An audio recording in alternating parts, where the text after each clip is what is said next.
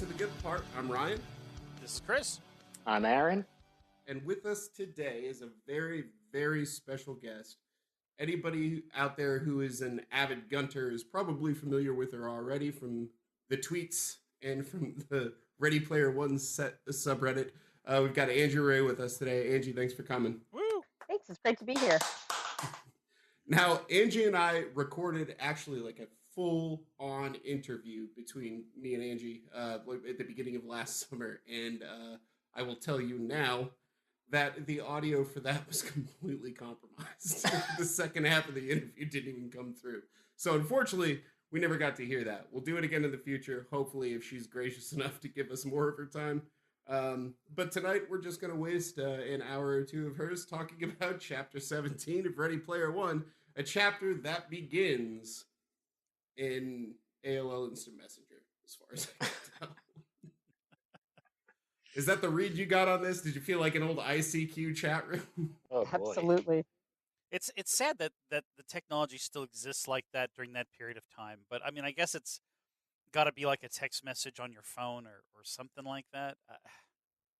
It actually works well as a plot device. You know, in the earlier chapter where Parzival responds to H by text message only, so he can't see where he is. It actually is kind of pivotal. And there are a lot of shows and movies that have incorporated that kind of plot point or plot device. Like, what's the White House television show that recently got canceled? Recently got canceled? Oh, House of Cards. House of Cards uses that. So they'll be out there, they'll be texting, and you'll see like a bubble pop up, and you see the text come across the screen. Oh, and yeah, they kind yeah. of use that as a means of portraying that communication type that's so common today. That makes sense. I dig it. That's as far as I was going to go with that. But either way, this is their preferred method of communication because Artemis doesn't want to have anything to do with a dedicated chat room where they would sit there and talk face to face. Given the nature of the conversation that happens beyond this point, I kind of understand why. I mean, I'll break this down and then I kind of want to open it up to you guys. So what happens over the next few pages, and for a good portion of the chapter, I'd say probably about 60 to 70% of the chapter is the conversation between Z and Artemis in this chat room. And I gotta say, even, from the first time I read it, all the way up until now, probably one of the most uncomfortable chapters in the book. Would you agree? Absolutely agree. It's cringeworthy every time I read it or Sir Will Wheaton reads it to me. I just cringe at every line that Parzival says. What about you, Angie? I actually went through this again today because it had been a while, and he's trying and she's holding back, but she's talking to him, and he's got no social skills at all. Like you said, it's so cringy, but I think it's in character. But she just keeps kind of playing along with it, and I don't know why she doesn't just. I don't even know. In conversation, closed chat window. You know what? We're done here. Like, this is not.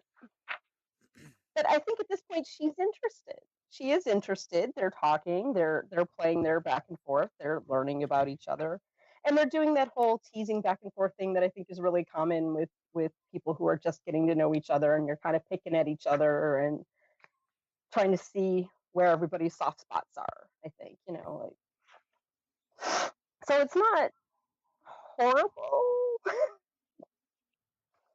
but I just think that, I don't know. It's like you said, it's cringy. It really is. What about you, Chris? What do you think? Go ahead.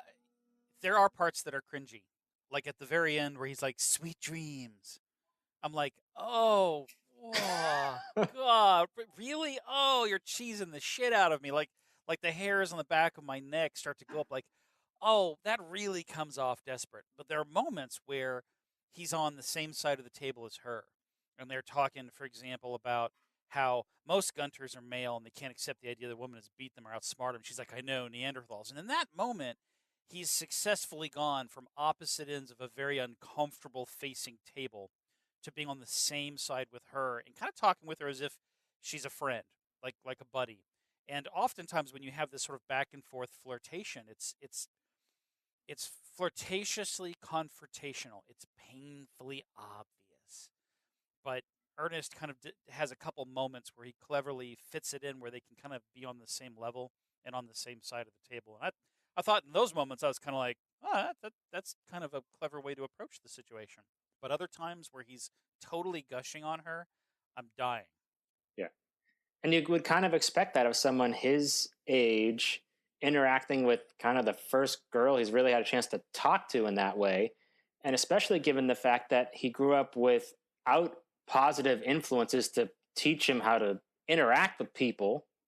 I mean, he did the best he could, but it just nails on a chalkboard most of the time. The thing that I have the hardest time wrapping my head around, and I talked with Chris about this on the sidelines, football reference there. We talked about this a little bit, but I mean, it's almost hard to wrap your mind around the fact that this is written from, I mean, obviously from Wade's perspective, but from the same writer. So essentially, he is creating Artemis's narrative here. He's hitting on himself? What I mean? Yeah. I mean, that's got to be kind of a difficult thing to do, but it's hard to really, as I listened to the chapter and took notes and everything, I mean, it was hard for me to figure out what his motivation was from the Artemis perspective, because she seemed a little bit all over the map. I mean, there were times where they started to veer, like you said, into a more friendship conversation. And then, she pauses and says, hold on a second, don't change the subject. You were talking about how you had a crush on me. And brings it back to that conversation. So, like, to me, there's this back and forth where, like Angie said, I mean, like, it seems like she's maybe not as into him, but she's definitely sort of into him. Is that right? I mean, do you guys get the same read? I don't think that she was into him at first. I feel like the needle kind of started to move in that direction as the conversation went on. Because she, like, at the very beginning, she said, like, stop trying to talk to me. I only said yes to this chat to tell you to stop.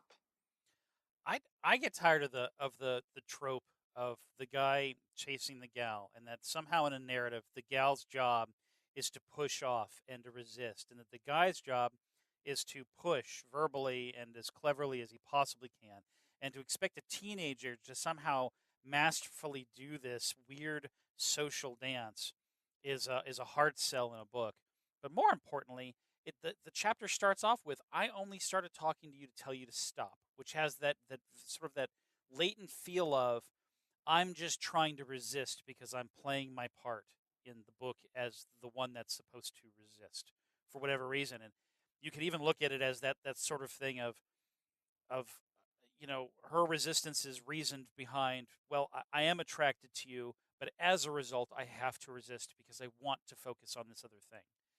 However you play it out, though, it feels tired. Like, I just get tired of the female being a runner and the guy ends up being the chaser. And when that scenario plays out, you can go either direction, and it can be either cute or offensive, and the same narrative, the narrative could be identical. Yeah, I mean, it's almost as if you have a female character whose entire purpose is to be this thing for him to overcome, or this lesson for him to learn. And I think there would have been they could have absolutely gotten together in this book without bringing this sort of chase situation into it. They could have met each other through this hunt. They could have gone back and forth, and to bring in this whole, well, leave me alone. I don't want to do this. And then, he says, are we going to have an online romance? And she's like, no. And then, they start talking, and then, it's just, like you said, it's just this trope of she's an obstacle for him to, like, he has an obstacle. He's trying to win this contest, and then you have to throw in that, she's also an obstacle, and it's tired, it's old. And I think if you look at 80s movies, it's a very common rom-com plot. And I think it's a callback. And they even mention, like we talked about it today in that panel that they talked about today about how men think they need to chase women because we've put that down as a trope. That's what they see in fiction, in television, in movies, and it's old and it's time to put it away. And I think that it was really unnecessary in here. And like you said, she's all over the map. For 1 minute, she's like, leave me alone. And then she's like, whatever. And then Tell she's me more like, about this crush. yeah, like, I could block you, but, I won't. And it seems out of character to the way she acts the rest of the time. She seems very confident and very knows what she's doing, and she's focused. And then this scene. and then this shit happens. She's like, okay. I feel like that's a good segue to their conversation about in the Oasis whether or not you're raw personality or you're filtered through your avatar, because they clearly have two very different opinions on who people are in the Oasis, and I don't know if I can actually figure out what. I don't think you're either one of those all the time. I think you do go back and forth. Sometimes you are raw personality. And I think we saw that side of Artemis in the tomb, which is why she doesn't want to do a real chat room. She wants to be more filtered, and she admits this. I thought that was that debate about who people are in the Oasis is an interesting one. So you think it's just sort of like a hitting record on like a bygone era as far as how they interact with each other? Yeah, it's almost like nothing's evolved here. We've got this awesome technology and ways to meet people in places, but we're still kind of hearkening back to the Oasis is just a mask, and why are you talking to me, and stop pestering me? Oh, okay, tell me how beautiful I am. Just kind of, yeah, it's 1980s dating in 2045. So Angie, tonight you were at a conference, and you went to you went to a particular session that dealt directly with what we're talking about. I did. It was called Strong Female Characters and the Protagonists Who Harass Them. And that's awesome. And she was brought up specifically in the description. It was her and like Uhura from the newer Star Trek book, novels, movies, and some other stuff. And one of the things they talked about is it turns the female character into a plot device. It's another puzzle for him to solve. She's not a person. She's a puzzle for him to solve and find the right way to get himself into where he wants to be. And it's tired. It's tired and it's old. And it's at this point, I mean, I understand that 2010 or so when he was writing this book is not the same world as 2017 when we're looking at it now. It's even less acceptable now as it was 6 years ago. So it's a sensitive topic at the moment. So I think that makes it even harder for someone who's coming into this book for the first time to go, whoa, like this is not okay. So I understand that even the way things have changed, we are looking at something that's almost 10 years old. So when I first read it, I was like, oh, this is a good book. Okay, cool. And then I think as I got older and we started talking about these kind of subjects, and, she's a person. She's not, he doesn't have to find the right code words to break into her heart. And, like they could have just been friends and it could have developed into a relationship that happens every day. Making this difficult, no, go away. Well, okay, maybe, I just think that, and we talked about it in the panel, that there are better ways of doing that. There are better ways of dealing with relationships and people, and not turning women into plot devices. And a reason for him to learn a lesson. Well, he learned, don't do that. Well, okay, but she serves a better purpose than that. And I think one of the reasons it bothers me the most is she's such a well-written character, other than this plot line, that it really drives me crazy, because I think you look at her throughout the book and you think she wouldn't have acted that way, or she would have called him on his shit. And I think he tried to shoehorn in this 80s rom-com plot in the middle of his book, which I understand why he would want to do that, but I just don't think it works with this otherwise pretty awesome character that he's written. I think she backtracks through this. I think there's something that you brought up that I really wanted to talk about. because you sent me when we invited Angie into the podcast, I didn't actually know that she was going to that session. And we were talking about this chapter, and she sent me a picture of the program talking about this very subject, and I was like, "Oh my god, that's perfect." Oh yeah. But you know, I mean, and I'll fully admit this. You know, I mean, like this is a character written from the perspective of a man. It's a strong female character written from the perspective of a man. But here's the thing: as you pointed out, she's still written in as a hurdle or some sort of thing for him to conquer or overcome, and that's really unsettling. You know, when you think about it in that context, that you know her sort of pushing away on him or saying no, I don't want to do this, I'm focused on the hunt just the same as you, and then you reframe that into you know I think you could call it the modern narrative, but honestly, it's just reality. She was written in there almost as a plot device, and I think for a lot of, especially a lot of women that read this book, this might be incredibly frustrating because I think, and again, I'll fully admit this as a guy, like maybe my first couple reads of it, I didn't pick up on that, and that's sort of telling of the issue. But I mean, I wonder as like a young woman reading this book how that would come off. I mean, what about you, Angie? Like your first read, was this something that just jumped out at you? No, absolutely not. I read it and I thought, well, that's the narrative that we get. That's what happens. That's what happens when there's a romance plot in something. And like I said, it took several readings and thinking about it to go, well, okay, I see what he's trying to do. I see that it matches in with what he's calling back to the 80s, and but I just if you took this and took that out, you could tell the exact same story. It's absolutely not necessary to the story. She could have been one of the high five. They all got to know each other. I just it was unnecessary. But no, absolutely. I read this book for the first time 2 months after it came out, and it never. I went, oh, that's cool. Okay, they ended up like whatever. Whatever. It didn't occur to me for a long time, and I think as time went on, and I would read it again and read it again, I got more and more uncomfortable with it, and it was like, and it gets. Yeah. I mean, the thing that it's the way she's written into the story is she is the first person to find, to find the Tomb of Horrors. She is clearly, as far as, thought process, the superior to even Wade. I mean, in many ways. And it's just it would be so interesting to see this story from her perspective. You know what I mean? Because it would be a completely different story.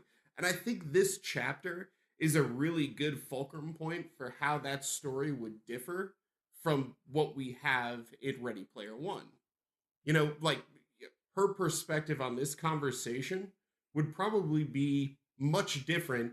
And, I mean, in the same way that, when we say she's written in as almost like a hurdle or a plot device, it may not occur to you on first read, but if you were to read it honestly from her perspective, it would probably be a lot different from what you would suppose just reading it from the way that Ernest wrote it. But then again, and this is the tough part, is he wrote it.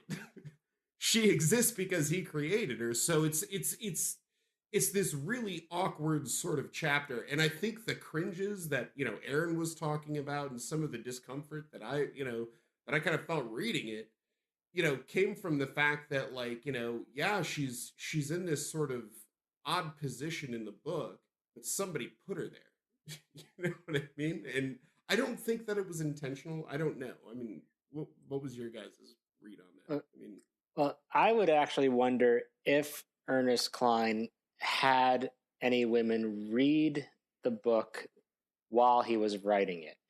And I ask this question now because a month or two ago, I went to an Andy Weir talk about his new book, Artemis, which is his follow-up to The Martian. And the lead character in that book is a female. And he talked at length about how he had all the women closest to him read the book and make sure that he was getting that perspective down better than he could on his own. That's and admirable. Yeah, and that being said, I don't think he did the best job of it. I think, or at the very least, I think he writes. I don't know. The Martian to me was such an amazing book, and I think he just nailed the character down, because the character Mark Watney is basically him. When you hear him talk, you can definitely tell where he got a lot of the inspiration for that character's nuance. But when he wrote the novel Artemis, from the female perspective, it's not the same. I understand that he got that the input from the women closest to him about the character Jazz Bashura, but he wasn't as successful at it. But it just makes me wonder if Ernest Cline got that outside perspective about Artemis, seeing as she is such a strong, important character in this book. Chris, you were going to say something. Spotlight. I think, like, to have the story to be what Hollywood needs it to be, and from everything that I've read and seen, it seems like the book was written with great intention to become a movie regardless. Like, there was a movie script written, and he kind of pitched it as well as being the book, that there's going to be a love interest. It's unfortunate, but, bankers kind of love that. Oh, there's got to be a love interest in an action scene in the fourth part of the book. Crap like that. So what I found that was nice was that we have these points where Parzival is awkward. And I think that kind of portrays that weird awkwardness. I think it's a maybe not incredibly accurate reflection of how awkward it is, but from an 18-year-old boy's perspective, still awkward. But what I've really enjoyed about a lot of the conversation here was that I really felt like Artemis's personality was much more defined because of the provocation for conversation. That, we know that she's dedicated. We know right from the beginning of this chapter, she's pushing off. She's like, look, dude, I'm only talking with you to tell you to shut the hell up, because this is my focus. And that she has some vulnerabilities and insecurities that complement her strengths. And these are things that would be very difficult to uncover if there wasn't something to dig in. I mean, we know that Parzival and H have a relationship, and they define what that is early, so their conversations into the backstory seem natural. Now we've got this new character. There's got to be a reason for him to care and dig into them, or dig into Artemis. So the love, the obsessive kind of thing that he's got going on here, to me in itself seems like a plot device for opening up and exposing the kind of character that Artemis is. And I feel like, love plot device aside, these are kind of the parts that allow Artemis to open up that window into a deeper character, a character that I actually care about, and one that I would love to actually read a story from her perspective of, versus it just being the guy chasing the girl and the guy hearing what he wants to hear, her going, oh, ha, ha, ha. There's actually some interesting information that gives you insight into her background through the bullshit that is his trying to quote unquote hit on her. No, I mean, I see what you're saying. I mean, it's so hard, to, like, Wade is such a well-developed character because he is Ernest Cline, I mean, in so many ways. I mean, it's hard, especially when you're writing this, this sort of isolated human being, this, this introvert. You're writing him into, what is becoming like his first sort of encounter with other people, in a social situation. And then on top of that, you have to write how the other people would react to him, like, kind of coming into his own. I mean that there's an angle there that makes it just completely, just really hard to kind of to navigate, I would think, as a writer. Yeah, and then how do you use that as a crack to open up into the depths or richness of a character that you really want to introduce as an equal amongst other characters in this narrative? And to that extent, I appreciate this more than some other shows and novels that I've written, where you know that character isn't considered equal, just as you've mentioned, an obstacle to overcome. I don't know. I feel like without this sort of crappy little angle, that I don't know how they would have been able to introduce Artemis as deeply without the sort of quid pro quo that they get into, and her, pushing off in order to create a deeper movement of engagement between the two. We wouldn't get to see a lot of the stuff, or if we did, it would be, I don't know how that would be introduced. There may be more creative ways to do it. It's just an interesting angle that he took, and then when he took that angle, we get more information out of her and care really less about him. Because honestly, when you get out of a chapter like this, do you find yourself liking her more and caring less about him? I would say you end up feeling less enamored with him as the main character, because he just he even admit he's really bad at it, and he admits how fucking stupid he is. Yeah, you can't get out of this chapter thinking better of him. I don't know if it sets it up for you liking Artemis more. I think it's introducing you to her more, so you learn more about her. You get more of an attachment to the character now. But I think this is more about leveling down on Parzival. Okay. And that's how he's just so bad at everything he does, and he knows it. And yeah, that's so typical teenager, though. But yeah, that's that. I mean, like he's being what I would expect an 18-year-old kid who has no idea what the fuck to do. Yeah, is going. Well, I mean, we already know he has no modeling of healthy relationships in his life whatsoever. Well, Rick, come on, Rick was awesome. Rick is one of a string of losers, as he points out early in the book. Like, he's never seen a functional relationship in his entire life. His dad died when he was an infant, and then his mother didn't seem to date, and then he goes into the situation with Ellis and Rick. And I think you have a really good point with this. Was a good way of bringing in a lot of information about Artemis and teaching us a lot about Artemis, and I think there's two reasons for that. One, it's really hard to do that in a first person perspective. It's hard to get into her head when all you see is her reflected in Wade's eyes. And two, it's a first novel. There are some clumsy parts to it. I can see what he was trying to do, and I think there are several parts in this book where he just doesn't quite hit the mark he's going for.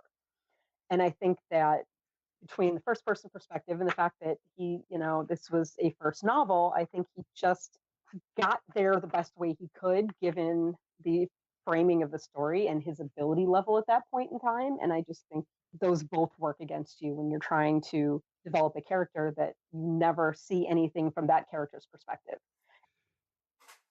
That's why I think, the movie is going to be such an interesting thing. I mean, it's going to be sort of a reimagining of the book. I mean, we know that just from the race sequence that they keep putting in every trailer. We know it's not going to be, completely religious to what was written, but it's also probably going to take a different approach on the characters without speaking too much about H. I mean, we know that probably is going to be handled a little bit differently. I don't know. We know as far as the Avatar is concerned, it looks like it will be. But, they may handle the relationship between Artemis and Wade a little bit differently, too. I think that's something that I'm waiting to see. I mean, this is, in a lot of different ways, this is going to be a retelling of Ready Player One. And I think they were pretty forthcoming about that and saying, like, yeah, maybe it's not the truest thing to the book. I mean, I think Ben Mendelsohn, was kind of talking about how he played his character a little different from the way he was portrayed in the book. I don't really know how you could deviate from, a guy that I think we would all agree is just absolute fucking evil. I mean, we know Ben Mendelsohn can do that, but I mean, there's going to be some freedom to stray from the book to further develop those characters, and I think that extends beyond just the actors, but also to Zach Penn, who had a huge hand in rewriting this, and so I think you'll see a different take on Artemis. I just don't know. I still haven't read that leaked script that has gone around. Yeah, I won't get anywhere near it. I avoid it daily. I think about it's awful how often I think about it because it tells something about me. Just awful. Remind yourself that you actually have a chance to experience Ready Player One again for the first time. Yeah, that is my mantra. I mean, like that's the only thing giving me willpower at this point. But I'm itching to see it. It'll be interesting to see like a reimagining of the characters.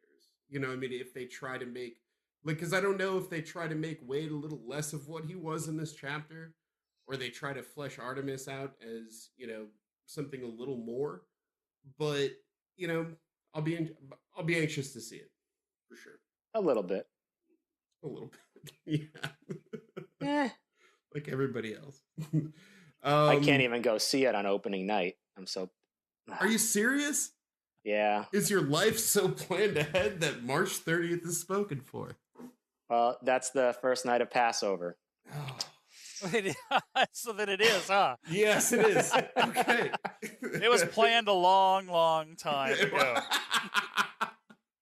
But I can guarantee you, I'm going to be seeing it the next morning as soon as I get up. That I can guarantee.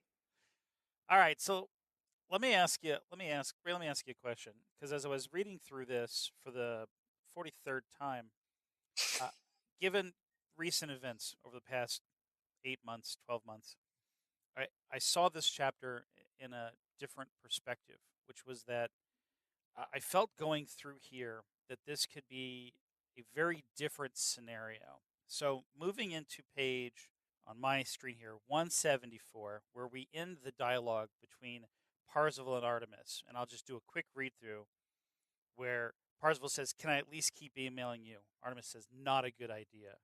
Parzival, "You can't stop me from emailing you." Artemis, "Actually, I can. I can block you on my contact list." Parzival, "You won't do that, though, would you?" Artemis, "Not if you don't force me to." Parzival, harsh, unnecessarily harsh. Could you imagine a scenario where she is not interested and this could be perceived more as harassment? More harassment than actually, and like I said, this chapter is actually not nearly as bad as it gets. It gets so much worse. I think at this point she's saying, not that if you don't force me to, and then we go right into where he's like, "Well, I emailed her once a week," and I think she answers. So I think if he had started mail bombing her again, which is what it sounded like he was doing at the beginning of this chapter, I think she would have been like, "Look, you didn't learn anything from that conversation we just had." But she says, "Don't force me to have to block you." It doesn't sound like she wants to, but she's saying that she will if he can't respect her boundaries. And I think that he tries. He says, "I showed restraint and only wrote her once a week." And she responds to that. So he does find somewhere where she's comfortable. So I think that at this point, it's not as harassing as it could have been. She says, "Don't force me to." She's not saying, "I'm going to block you if you ever email me again." Mm-hmm. So I think at this point, he's not crossing a line that she's not comfortable with. She's kind of let him know, like, this isn't going to go anywhere. But of course, he's not going to buy that at all. And she thinks she's made her point. I mean, that's my reading. She thinks she's made her point, like, this isn't going to happen. But, don't force me to have to block you, unsaid here. I like talking to you. We had, so. There's a conversation that gets brought up, though, about no means no, or testing boundaries. You know what I mean? Mm-hmm. And, I mean, should he have done, what was the right thing to do and just said, "Okay," she said no, back off. Absolutely. That would have been, the mature right thing to do. But of, Oh, but of course absolutely. he did that. I mean, I guess the question is that as a deficiency in his character. Oh, it definitely is. But like I said, I don't think it's out of character. I think he's behaving exactly the way that we would expect him to behave from what we've seen. He's young. He has no social skills. He has no examples of how to deal with people. And he just has already blown past her boundaries to begin with. And I think he just really carefully treads the line right here. I think it's, like I said, I don't know. I think he's just walking that line. And it works. And that kind of annoys me. But that's how it was written. Sure. He stays right, just, I'm not touching you, I'm not touching you, I'm not touching you, and eventually tears her down. He does seem like an annoying little brother at times to her. It does kind of piss you off how successful he is at this conversation, given how horrible he is at it. And just like you said, just like being so close to that line, but just not crossing it. It's like he doesn't deserve to keep talking to her.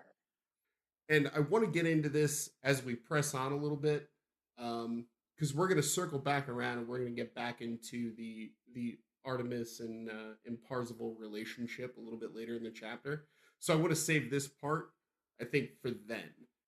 But for now, let's kind of move on. Right now, Z is graduated from high school, and my question is, this is something that stuck with me when I was going through the chapter. Like, he graduates and they mail his diploma to the Stacks. He hasn't been in school since the Stacks got blown up, and they know generally where his address is. Furthermore, the principal knows he sold him out to IOI. Why the fuck would they mail him a copy of his diploma? Principal might not know he's dead. I think he's got a pretty good idea. I mean, just, we're talking a period of days here from the beginning of the book till now. In the interim, IOI has talked to the principal. The principal has been paid off to give this information, and the address where this kid lives gets blown to smithereens. And he's like, send him his diploma. No. If the principal got the payout that they imply he got, he doesn't give a shit. Why stop the process? But more importantly, this isn't a day or two. Like, this jumps, actually. Where he says, I graduated, past tense, from high school in early June. It feels like we've jumped ahead in time, and he's briefly coming out covering a span of time where conversation has evolved, and then he, moves past this goal point of having received, his diploma. So I feel like this particular end of the chapter kind of jumps through time. But the time frame of them sending the diploma is the same. Well, he cleared the gate in February. Yes. And he didn't graduate till June. In the meantime, he has moved and left and fled. There was time there, but yeah, maybe. And I was going to say, well, maybe he thought they mailed it to his house, but they did also email it to him. So they did actually try to give him his diploma. So explosion happens. Wade doesn't show up to school. But he had enough credits, so he did. They did cover that. He had enough credits. Could you imagine the look on the mailman's face? Where do I put it? I'm just going to leave this here.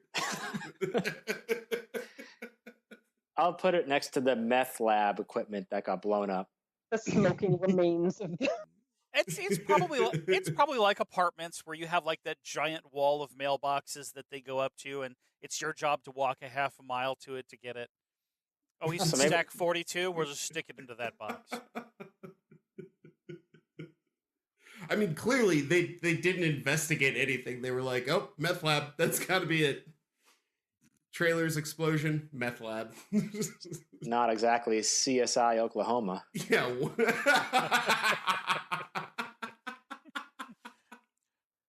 Do you smell meth? Case closed. Could you imagine CSI Oklahoma, what that shit would look like? That feels like fan fiction that needs to be written. Somebody write that right now. Someone tipped Old Man McDonough's cows today on CSI. That would be the worst show of all time. I'd watch it. I totally would watch it without question. So going back to the passage of ahead. time, one thing that bothered me is that he seems to have been able to get to level 99 really fast. When you got money. He bought his way to level 99. Let's face it, because, you're buying the equipment to support your level. Then you go do what it takes to get that level, and you buy more equipment to get the next level. Without the tools, that's the reason why he hasn't been able to move up to begin with, and you need the money to get the tools. Yeah, but my understanding of gaming, which is very, very little, is that with each increased level, it gets harder and harder to increase in levels. Like it's incremental or exponential.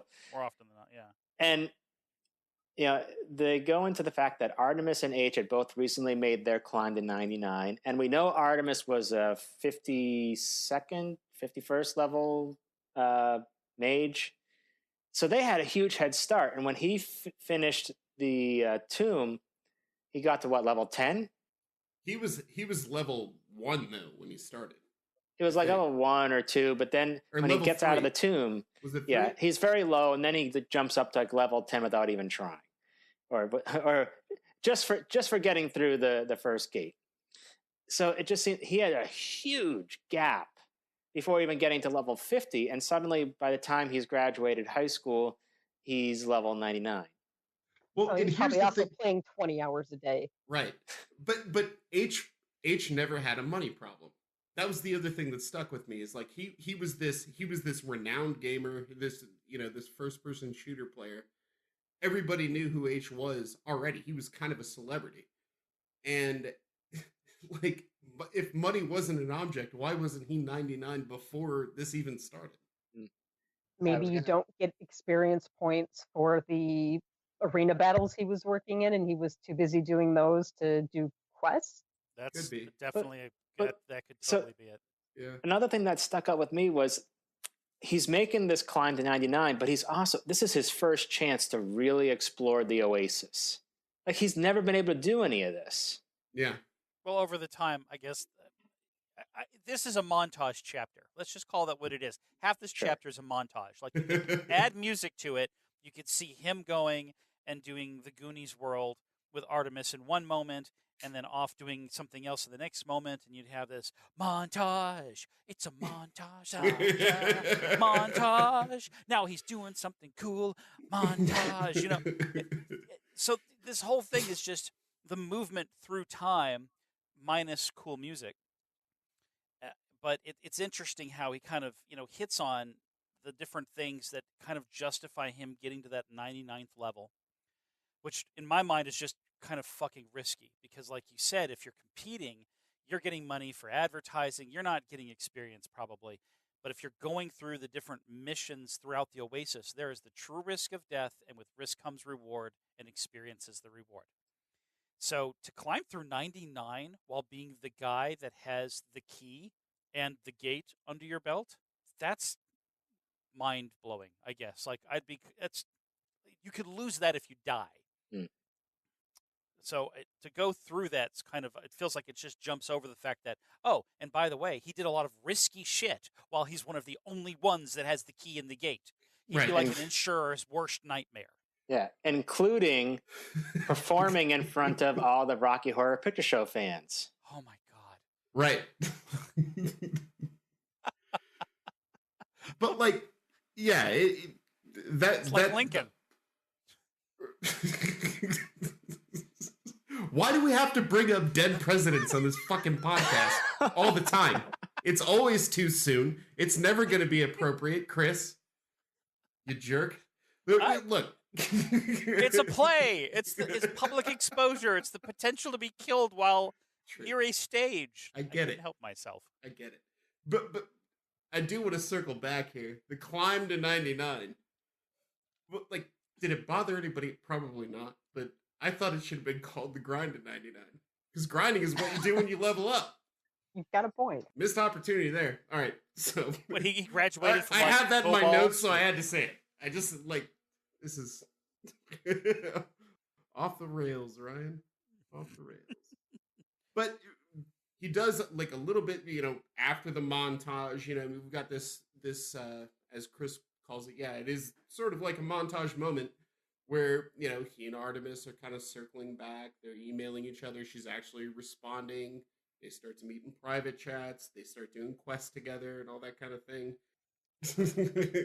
He does that Goonies quest sounds awesome. Yeah, it does. It does. But it does sound awesome. I want to go run through the Goonies world. That would be freaking awesome. Oh my god! So if this existed, if there was one adventure you could go on in the Oasis, what would it be? Firefly. Yeah, that would be awesome. Oh, wouldn't that be amazing? Fucking yes. Firefly. Yeah, Firefly would be good. I think maybe that and potentially Westworld. Groundhog's Day. Seriously? No. That's the one you chose, is Groundhog's Day? No. But no, I would probably do the two of mine are pretty pedestrian. But I would choose, well, I'll say three. The fight against the Stay Puft Marshmallow Man. Because when I was a kid, the idea of what's his name? Egon? No, the guy who gets dumped on in the street with all the marshmallow. Oh, the guy with no Walter dick. Peck. Walter Peck. Yeah, Walter Peck. Like every time I saw it, I was like, God, that would be awesome. Like when I was a kid. So I do the fight against I do the fight against Stay Puft. I would do the scene in Ferris Bueller's Day Off when he's trying to get back to his bedroom before his parents came home. Oh yeah, that would be fucking fun. Like all the stuff he has to do to get back. That would be cool. And then I would do, of course, Captain Ron Solo, got to keep it real. I would do Han Solo coming in and saving the day to clear the way for Luke Skywalker. Just, I would love to see, like, the way they did Rogue One, spoiler alert, if you haven't seen Rogue One, it ties right up into the first... A New Hope. Part 4. But I would love to see, and I hope they do this with the Solo movie, I hope they have the moment he decides to turn around and go back. When he's sitting there talking to Chewie. I would love to see that conversation between Chewie and Han, where he's like, fuck, I gotta go back. And then he goes back and clears the way and saves the galaxy. I have a feeling I know how the story goes, which is, hey, Chewie, go check the chest of rewards they gave us. And there's like 3 shekels in the bottom of the chest. Damn it. Yeah. Oh, I got to keep Luke alive. Son of a bitch. Oh, okay. Yeah. Goddamn rebels. Cheap really sons of bitches. What about you, Angie? I would totally do Neverending Story because that was the one of my favorite 80s movies that does not turn up in this book, and it was a complete failure on his. God, that could totally be a video game. You know what, though? That'd be an Atari game, but it could totally be a video game. But Neverending Story, I wish you would have brought it up because there's a through line with Neverending Story and Ready Player One. The way the kid escapes to the book, and like it's almost like an alternate reality for him. Like I don't know what, but like I got the same feeling reading Ready Player One as he probably got reading that book, just like up in the attic. He's visualizing it to the point where it's like almost affecting him in real life, and like it's this really cool sort of through line between the two books. He's got his own hideout. Yeah, he's got his own hideout, which is badass. It's like, what is it, like the attic of his school? And the book is all mysterious looking and stuff. So how does that work? The planet gets destroyed by the nothing at the end of every day and the server resets the planet? That would work. I haven't thought the whole thing through, Chris. Fanfic forthcoming. You take your horse as far as you can, and after the 10th time of that damn thing drowning, you're like, fuck it, I know where this is going. You just leave him in the swamp. Just, you know what? I'm just going to go this one alone. I'm just going to walk into the swamp. You just stay here, horsey. Just can't handle that anymore. Every child is scarred by our text. I was scarred by that. Yes. That was sad. You're like, that's not, they're not really going to let that shit happen. That's not, is it, it's going to die? I saw that movie at like 12. I'm like, oh, that's fucked up. He just lost his cat. He lost his dog. It just gave up. Like, this is like hopelessness of animals. My favorite thing about Neverending Story is I made a Facebook post about it recently. Like the theme of Neverending Story is, if your mom dies, your dad will be a dick about it. Like, why are you still sad? Go to school. I have to wonder about mom and dad's relationship. I really, really do, because dad's like, "What is your problem? No therapy, no, not like just go to school, kid. She's dead." It was a different time back then. I in haven't the watched 80s, it you in a just say, while. "Suck it up and keep moving." I guess I don't know. It's a rough thing to say to a sensitive little kid. Yeah, okay, fine. And you think about that. His mom's died. Now he's reading the part of the book that is the horse is dying and gives up.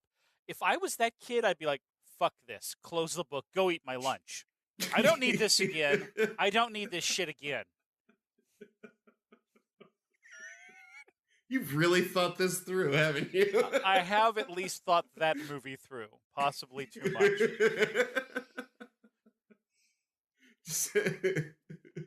Just drink your chocolate milk and Shut the fuck up. Okay, so, Harsh. Jesus, it is harsh. I feel harsh. So then we get into Space Giants. Is this a show that any of you guys have actually seen? I hadn't even heard of it before then. Okay, yeah, I've never seen it or heard of it either. You mean Mogumitashi? Yes. I'm just kidding. I've never heard of the show. It just says that's what it's called. That's just what it's called in Japan. I just figured I'd. My face was like, all right, baby, come on. Get to the punchline, for fuck's sake. Get to the good part. Hey-o. I did know all of the quotes that they used in their text messaging. Yeah. That was actually pretty easy. The what was it? Answer the question, Claire. Yeah, from Breakfast Club. Breakfast Club. Mm-hmm. And then quid pro quo, Dr. Lecter, Silence of the Lambs. Of course. No Time for Love, Dr. Jones, which is Indiana Jones and the Temple of Doom. But the way he quoted it was more about Randall from Clerks. Because in Indiana Jones, it's, "Hey, Dr. Jones, no time for love. We got company." But in Clerks, Randall says, "No time for love, Dr. Jones." That's a good point. That's interesting. All right, I totally didn't catch that. So that's another it's another Kevin Smith reference that just still feels so much like it doesn't belong. Like when we go, like in chapter 6, when he goes through that whole list of all these people from the 1980s and all these directors and authors, and of course Kevin Smith. He's the one that I feel like he just doesn't belong. Okay. Go ahead. I'm a huge Kevin Smith fan, and his adoration of 80s stuff and his incorporation of it into his movies. It almost feels like nesting Kevin Smith stuff is like an Easter egg inside of an Easter egg, or a nesting doll, because any reference you make to Kevin Smith could very easily dive into an 80s reference, which is a lot of Kevin Smith stuff anyhow. And maybe that's where it feels weird, because it's not direct. It's kind of it's indirect. circuitous in its reference. I think it's neat that you picked that up, though. I totally missed that, and I'm a huge Clerks fan. That's a great movie. But the last quote, this one is a little more difficult because it's actually a little bit more prevalent in pop culture. The revenge is a dish best served cold. Star Trek. Star Trek, Wrath of Khan, and apparently also in the, I can't remember if it's in the movie, but I think I read that it was in the book of The Godfather. But I haven't read the book, so I don't know for sure. But I think it's so overused. Yeah. It's like blues music, you know? Everybody covers it. Nobody knows where it comes from. Pretty much. Yeah, but I mean, it's interesting that you bring up, like Kevin Smith. I mean, if you look at Mallrats, if you look at Clerks, if you look at even Chasing Amy, I mean, like, the way that he constructs a male character, Kevin Smith does, is not far off from how Ernest Cline constructed Wade, where he's this just like innocent, sort of down on his luck guy that, just falls ass backwards into bad fortune sometimes. But at the end of the, by the end of the movie, he solves the problem and gets the girl. I mean, that's a trope that you can connect to a million other things, but I mean, just the way that he kind of makes Wade in the banter that he has, it feels like an 18-year-old version of, Jeremy London's character in Mallrats. I mean, there's a connection there. I don't know. I feel like there's a heavy influence there somewhere. But I mean, if you're going to be influenced by somebody, Kevin Smith in the modern era is not a bad person to be influenced by, for sure. No, fair point. What next? And the cheese stands alone. All right. I keep thinking that this one chapter feels like multiple chapters, particularly where we start to tackle the quatrain, and he starts getting into how he is unraveling the quatrain slowly. One day at a time. I mean, like when he says, I bring it up at least once a day. Now, if you go back to the beginning of the book, I mean, his obsession was basically unending with the original, the riddle from the video. I mean, it never stopped. And I just like this is a really good point to bring up, how Wade has kind of veered from the contest. I mean, it seems it's sort of I guess it makes it more genuine, his infatuation with Artemis in this chapter. You know what I mean? That he's found the one thing that will take his mind off the hunt. Yeah, it's definitely a good way of showing that he has gotten very distracted. Yeah. He goes from, like you said, constant to, well, at least once a day I look at it. I mean, he did watch all 52 episodes of The Space Giants, but you can watch TV while obsessing over your internet crush. In fact, I recommend it. And the thing, it seems like it takes him an exceptionally long time to try to draw a connection between line 1 and line 3. Yes. So he's very clearly distracted. Because, they're not that far apart from each other. Why wouldn't you try to make that connection a hell of a lot sooner? Because it's really like the only connection that they introduce in this chapter that even makes somebody who doesn't even know anything about those, the Captain Crunch and whistle blowing. It starts to make sense. Like that seems like a very logical place for those two lines to go to without knowing any other possibilities it could go to.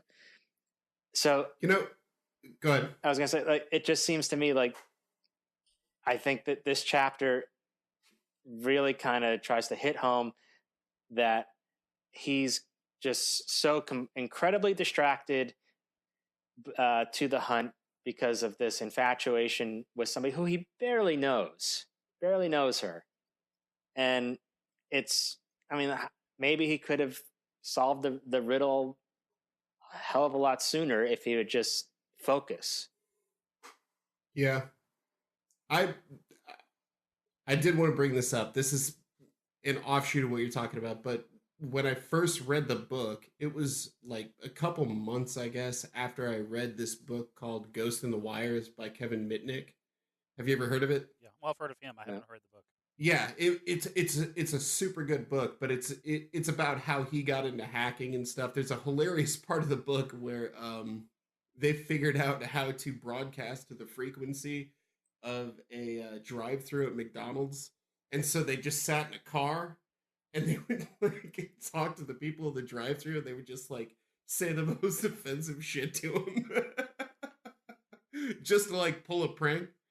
But in the book, he also talks about the blue box, which, of course, was, one of the things that came out of this whole Captain Crunch, John Draper thing. The blue box was something that I think originally, and correct me if I'm wrong, was developed by Steve Jobs to broadcast at 2600 hertz and access the long distance calling ability through, any, phone provider.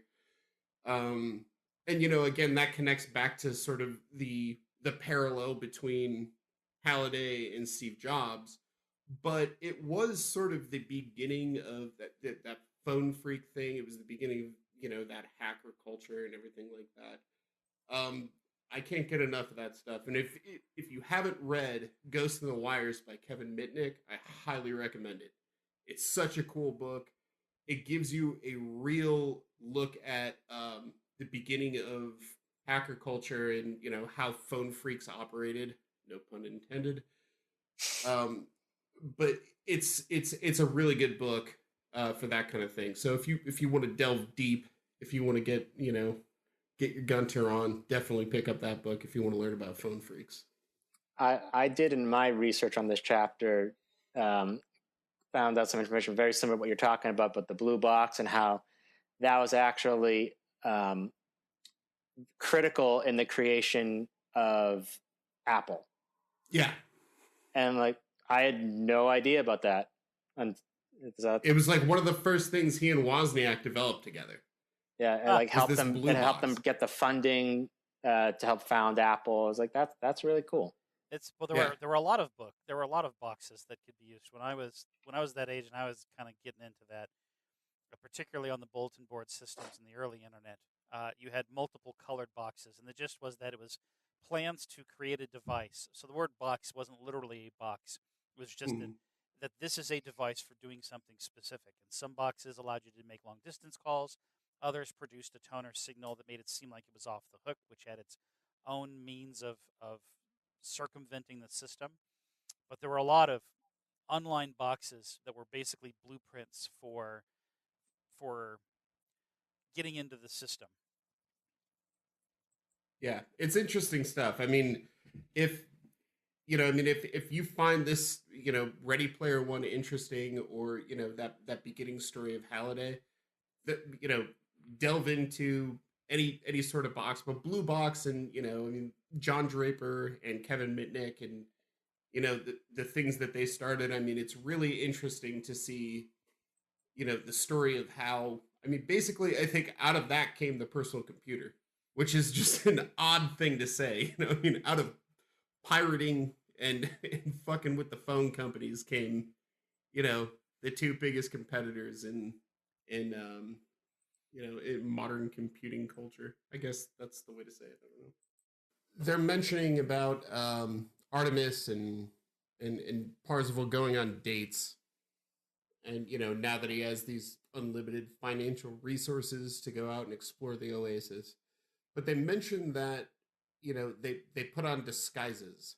My feeling is here, because IOI is who they are, and they control most of the ports for normal people into the Oasis. How do they not know that Parzival is still operating within the Oasis at this point? Yeah, see, we kind of talked about that 2 chapters ago. Like, could they notice him leveling up, or if people are seeing him doing quests, posting up on message boards, I saw Parzival doing this quest. Yeah, how could they not know? But like, they make an active effort to disguise themselves, as if he wouldn't be, even if he hid his avatar name, even if he put a different skin on, they wouldn't recognize that Parzival was in the Oasis, like signed in at that moment. Okay, I get that. I get it from the point that he has already signed over his avatar's look and name to the companies that create hardware that they end up using for commercials and shit. So people might recognize him in the Oasis. It might not be a matter of hiding from IOI anymore. It might be a matter of, much like people who are movie stars that just want to go and explore without being harassed, that sure, disguise yourself in order to move through the society of the IOI without an enormous amount of fandom crashing down onto you. Yeah. I get that. But he's talking about both, because he talks about how she said that they should keep a low profile, because if they saw his avatar in public, they'd know that their attempt to kill him had failed. And then he's like, fuck it, I don't want to do that anymore, I'm hiding in the real world. But then they talk about the fact that they still disguise their avatars because they didn't want to be seen together. There's a whole bunch of stuff going on here, but I don't know how he thinks that they didn't already know he was alive. Yeah, it's just it's a revisitation of what we've already talked about, but it seemed like her biggest concern was IOI at a certain point in the chapter. Yeah. And I don't think throwing a new skin on your avatar is going to hide you from, the biggest, the biggest provider of access to the Oasis. I mean, he's probably got IOI access to the Oasis from where he's at this point, right? Well, I thought he said that one of the benefits of the place he was at is that they had the direct line. That's right. That's right, he did. So he's not going through IOI for his service in this particular place. So, but we don't know about Artemis. True. Indeed. But what we do know from earlier is that they don't know where she is. So I don't know. I don't know. It's difficult to say, but when you start going around and then your date ends up having you being a star for the place that you go on a date to, which in this case was for Rocky Horror Picture Show. The Planet Transsexual. Yeah, and they knew who he was. I mean, that's going to be news. You might as well be telling IOI you're there. There's no really hiding from that, because he says the only reason why they were allowed to go on stage and do their thing is because they had a reputation. Yeah, it's like putting a post up on Reddit under your username, and it gets to the front page. And you're like, nobody knows I'm here. Just like that. Once again, his distraction is making him sloppy. Yes, exactly. Yep. And there's a point at this point. There's something that he says in the book that of all the things that you would say are quote unquote cringeworthy about this chapter, this was the one that made me like grit my teeth at Wade. Is he said, I think she's impressed by the fact that I'm fearless about this. Like this bravado is what impresses her. No, man, that's why she thinks you're a dipshit. Like, this is why she does, I mean, like, why would you think that she would be, of all the conversations you've had with Artemis up to this point, why would you think that saying, you know what, I don't give a shit about IOI, I'm going out as Parzival, and we're going to go see a giant show tonight. Like, why would she find that attractive? Everything about her has said that yeah. He's like, nope. She's the tactical thought here. She's really kind of keeping her head on, whereas he's just kind of like, it's cocky arrogance. And I think at some point this is where pride and arrogance is going to lead to a fall. Yeah. He's trying to impress her by ignoring her very good advice. It doesn't work that way. And I could just see her going, "Oh, that's cute," but no. I know every time I tell Jamie, my wife, every time I tell her I'm doing the opposite of what she wants to do, that's the thing that impresses her. That is not the way it works. She gets incredibly frustrated because I do stupid shit sometimes. And that's the situation here. I mean, he's doing the opposite of what she's, she's the voice of reason in this conversation. She's like, you should probably play it a little bit close to the vest right now. And he's like, no, I'm not going to. And I think she liked that. I think that it's such a disconnect from reality that I don't even really know how to parse it. She keeps such an emotional distance that allows her to be the most rational person amongst all of them. Oh, sure, yeah. Or at least between the two. That he is more driven now emotionally, and as a result, very careless. And she has become the point of reason and reserve and caution. And I love that. That it kind of, and maybe his rebelling against her being that way makes him think again that somehow that's impressive, or I don't know. At that point, the logic eludes me. Let's see. So, Rocky Horror Picture Show is the site of their of their big date, or their first big date. This was something that when I was in high school was sort of the cult thing to do. I think nowadays it seems to be turning into The Room. The Room is like the Rocky Horror Picture Show of the modern age. Absolutely. I don't even know what The Room is. Yeah, what are you talking about? Are you serious? This is not the place to have this discussion, so we'll talk about it later. But you really don't know what The Room is? For reals? No, I don't. Aaron?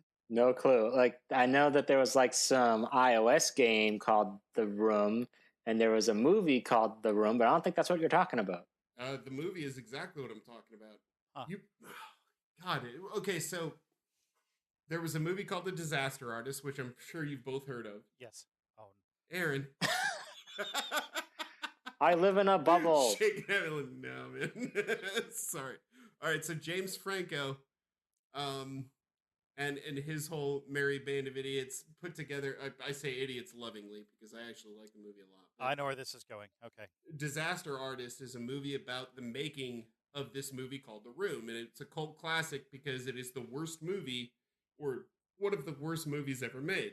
So now people go to screenings of The Room, and there are certain points where they throw spoons. There's certain points where they say like certain parts of dialogue, just like they did with Rocky Horror Picture Show. It's sort of the same thing because, like, I remember when I was in high school, one of the I was dating a girl who was a couple years older than me.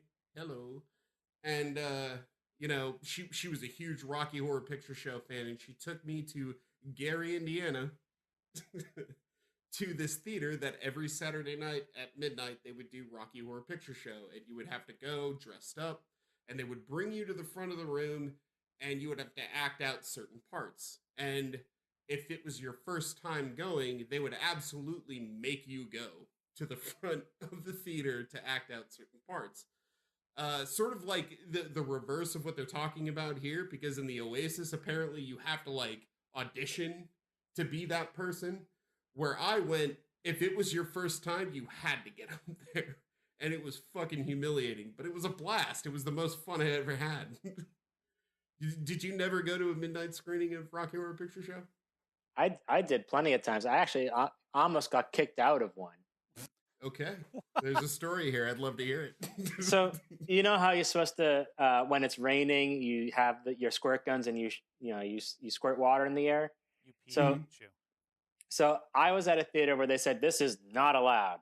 You cannot do this. We're going to confiscate your water guns or whatever. So of course we smuggled one in, and during that scene, I started shooting the water gun, and they caught me. And they kicked you out? They almost did. I talked them out of it. They let me sit in the back. Why would you hold a midnight viewing of Rocky Horror Picture Show and not be ready for that kind of thing? I think it was. My guess is they either got sued or almost got sued because somebody probably slipped in the theater from that.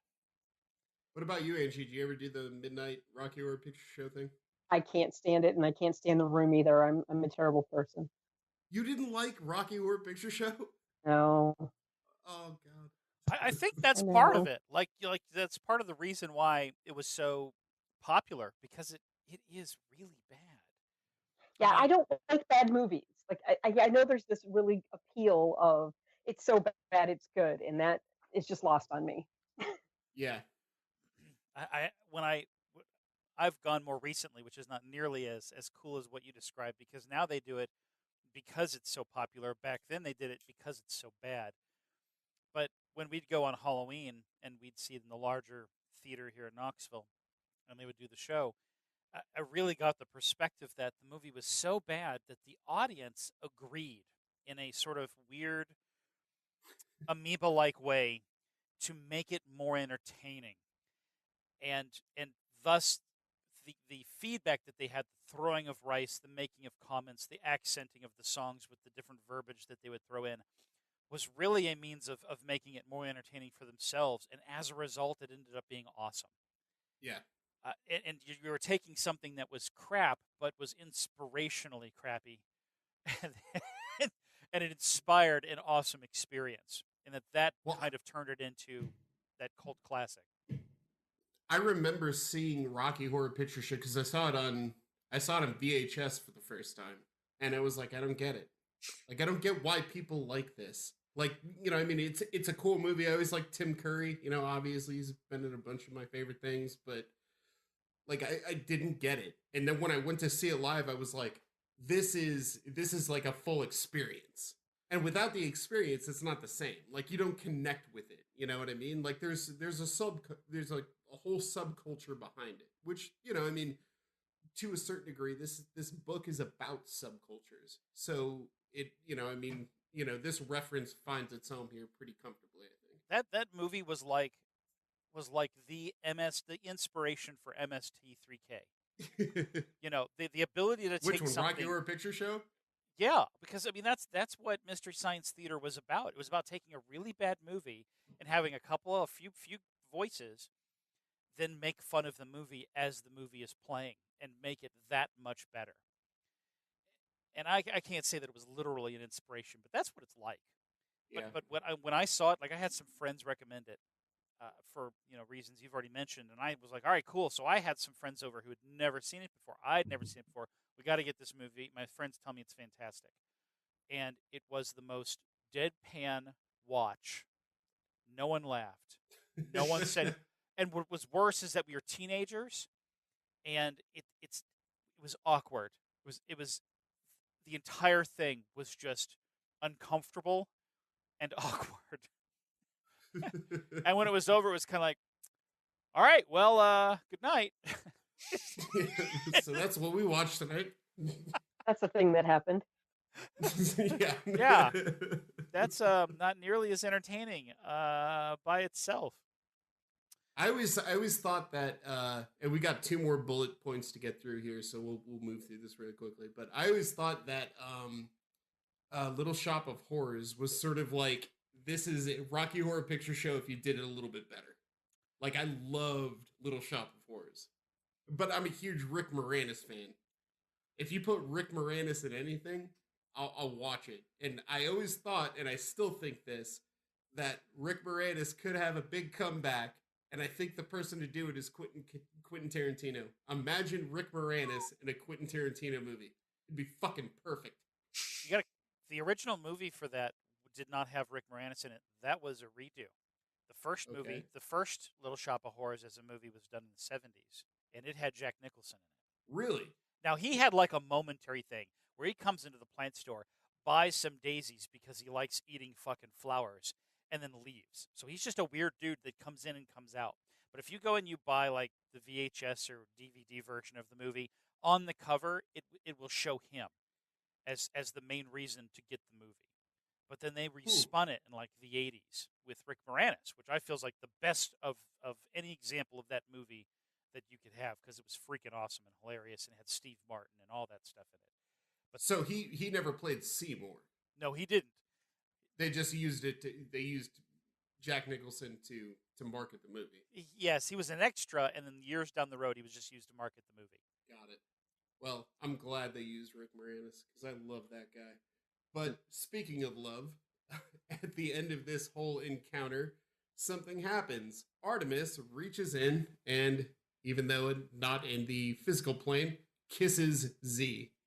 So the first, quote unquote, physical contact that happens between the two of them is engaged by Artemis. So what do you think of that? It's Really? just like one little line, and it's just thrown in there, and it's not, and then it like the whole narrative just switches. I know. I think at this point they've been hanging out. We don't have any reference to him being creepy at her, so maybe things have they've gotten to know each other. They've been hanging out. I don't see it happening, but apparently within the narrative of this book, she's suddenly interested. And then we get the foreshadowing, but it's not going to go well. So it doesn't fit. Right. And, the first time, I would say like the first few times I read the book, I read it for some reason in the back of my mind. I had it that she like reached in and kissed him on the cheek, which would be fine. That'd be like a good goodbye, like, see you later. But no, it doesn't expressly say she kisses him on the cheek. It says she kisses him. So it's an act of intimacy in some way. I mean, it's as intimate as you can be physically within the Oasis, which we find out more about the next couple chapters. Well, he's certainly going to interpret it as a very intimate moment. Oh yeah, his read on it is that that's the lock-in moment. Well, and that's why that's the reason why I feel like this chapter again montages over this stuff, because Ray, just as you mentioned, it feels like all of a sudden she's interested and kisses him. But months go by, and it expresses here that he has invested time in doing stuff with her, and reaching level 99. Like this is a chunk of time that they really don't flesh out well, and which is the reason why at the end of the chapter this feels kind of sudden. We go from him initially hitting on her to them kissing many months down the road in like 6 pages, which in my mind just is not enough time to establish a deep enough connection to make this feel informed, legitimate. Like I can't get really emotionally connected to this chapter because it just at the very where you come from at the beginning and where you end at the end seems very sudden, even though there is an expression of time that's laid down. I mean, if it had been explained like she had gotten, they did this play together and they were playing lovers in the play. She got swept up in the moment and it was a mistake, but they don't even, it's not even addressed that way. It's just not addressed. It's funny because the characters that they do play were lovers. Right. And they mentioned that. Yeah. Oh. So they could have easily explained it where she was like, look, when we were at the play, I just got swept up in the moment and it didn't mean anything, but we're not getting into the next chapter, but it doesn't fit. And I think Cline is very clumsily trying to show that they do have a bit more of a connection by the end of all this, but it feels very rushed. Like you said, we're talking from February to June or July or possibly longer in here, and it still feels rushed. Right. It's from one state of a mind to another, where she is, she's dancing around, the idea of it, and then to full on just like kissing him. I mean, the montage that Chris is talking about, where they go on quests, they go on dates together, and all this kind of thing. I mean, like you can see something blossoming, but like the thing that the disconnect for me is that not only does it happen, but she initiates. And to me, that is it. And we'll get into this in the next chapter. Cliffhanger. It sort of makes the rest of it kind of hard to process, because it seems like she's just as invested as he is at this point in a romantic relationship.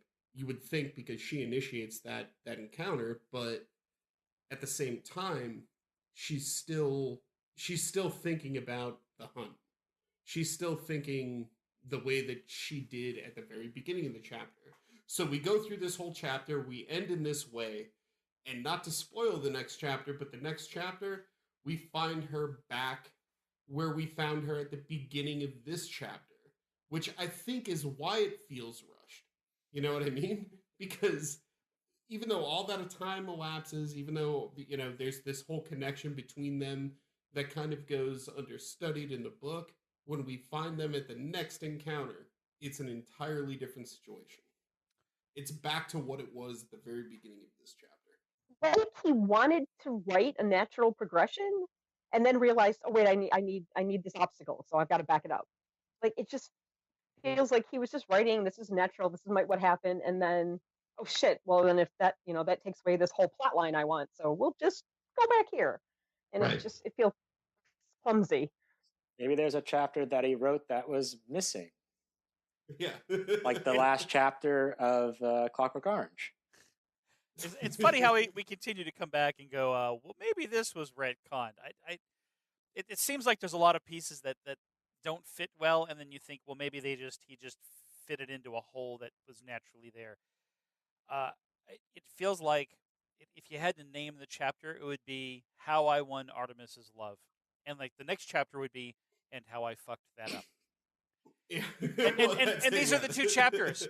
How I went away from looking for the prize, and then how I realized I need to keep my eye on the prize. I mean, however you want to elate that, but he was kind of like... How to win friends and influence people and then completely piss them off.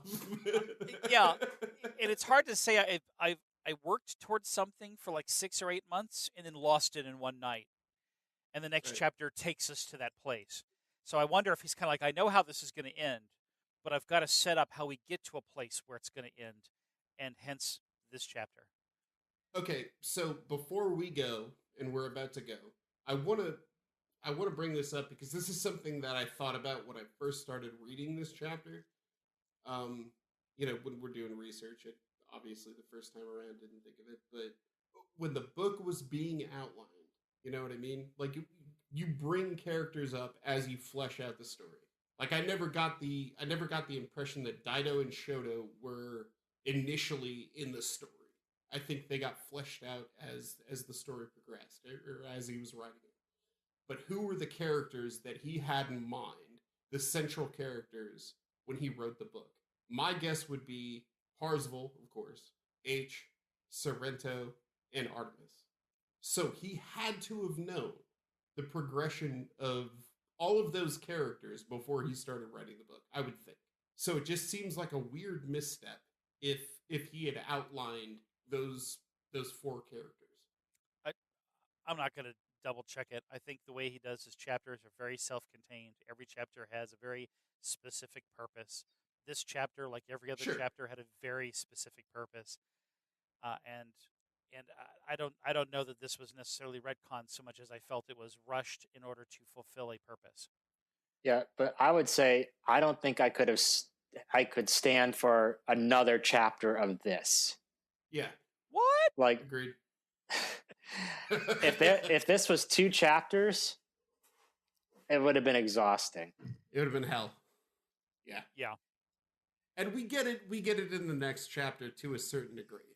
And, you know, I mean, like, it's prevalent in the book, and I think especially 18 and 19, it kind of, it's, if it's not a, you know, one of the major, you know, plot points, it's still something that's prevalent, or it's weighing over the storyline. You know what I mean? I think next chapter, which I can't wait to do.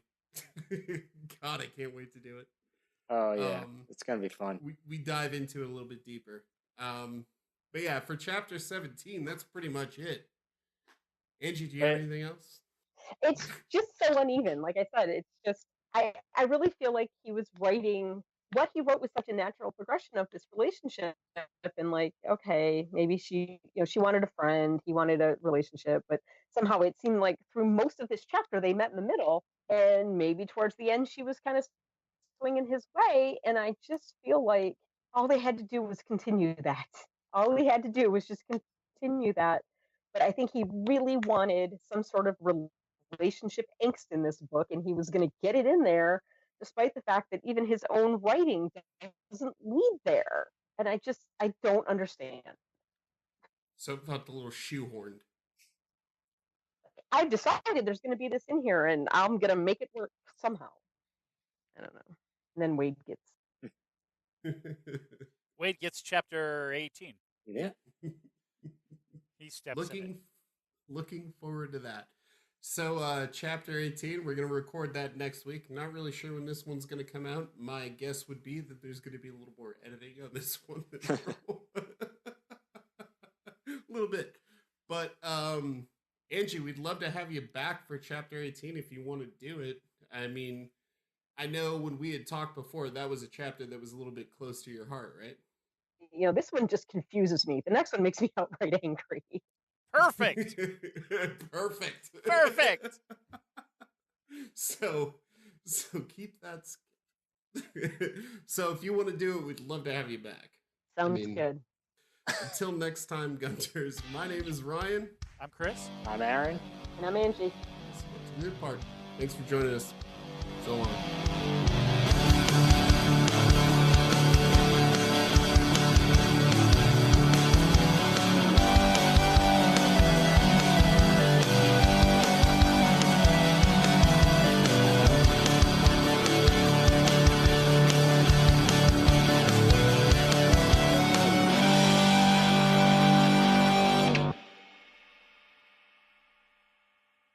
Chris, you got your full throttle? No, give me a second. I'll go get my full throttle. I'll be right back. All right. He's got to have that damn thing. This is how I loosen up, man. Yanni, who's a friend of mine who works for Sub Press, was like, damn you, we were going to invite him to be the Sub Press guest at Confusion next year, and you beat us. He's getting into the stratosphere now. Oh, I know. I'm glad we got him when we did. I don't think we could get him now.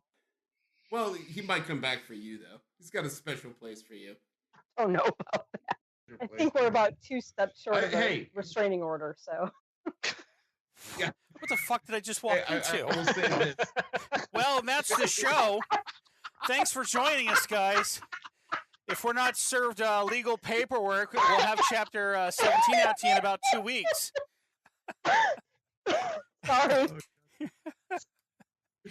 Speaking of restraining orders, welcome to get to the good part where we're talking about the relationship between Wade and Artemis.